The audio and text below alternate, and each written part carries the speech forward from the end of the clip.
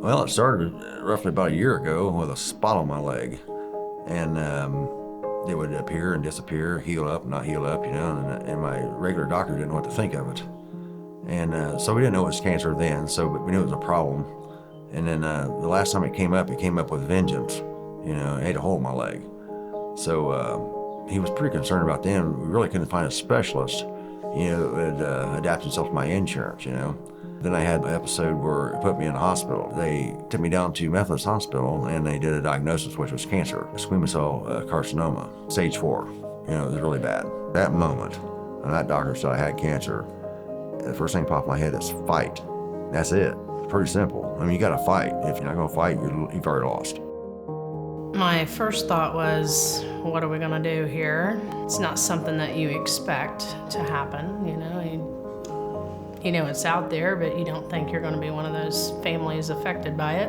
I'm not gonna lie, at first I went home, I did my crying when I wasn't around him, and I shed quite a few tears over it, but I knew I had to be strong. I have a 14-year-old son at home, and as supportive as I possibly could be, I was there every day. The most difficult is seeing a loved one go from 235 pounds to 147 at one point, wondering if they're withering away in front of you or, you don't have control over everything.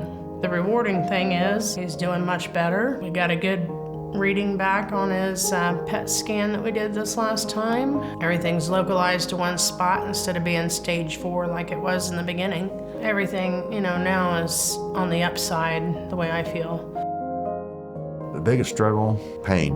That would be the biggest struggle. If you deal with it every single day and it never deviates. A little red door, they knew about all the stuff I needed. They knew exactly what I needed, how much I was going to need, and they had it. Nobody else did. I mean, they had it. They helped with the stuff called Boost, and the flavor I wanted was a big deal. You could not get it anywhere. And it's real expensive. It's real hard to come by. They have it. Some real nice extra things it didn't have to do was like a blanket, and some nice blankets too, really fine homemade blankets I treasure. The extra things like that, the amenities that no one would actually think of, they thought of. Little Red Door has helped provide us with gauze to help dress his wound, rubber gloves, masks, underpads that he has to set on all the time. Just a lot of extra costs that insurance doesn't cover that they do. Little Red Door helps all that stuff, If you need anything, it doesn't matter what it is, they're gonna find a solution for it. Right now we're on the flat plateau of it. We're done climbing the mountain. We know exactly what time it is, and we know where the cancer's at and what it's doing.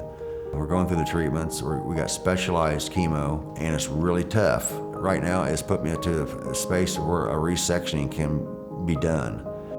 My advice for anybody going through cancer would be come to the Little Red Door and have them give you all the insight that you might need that you're maybe not getting from doctors and things like that. If you need to know about it, they have all the resources in the world. They know exactly what part of the web to go down to and get you the resources you need. And they're the people to do it. They're experts at it.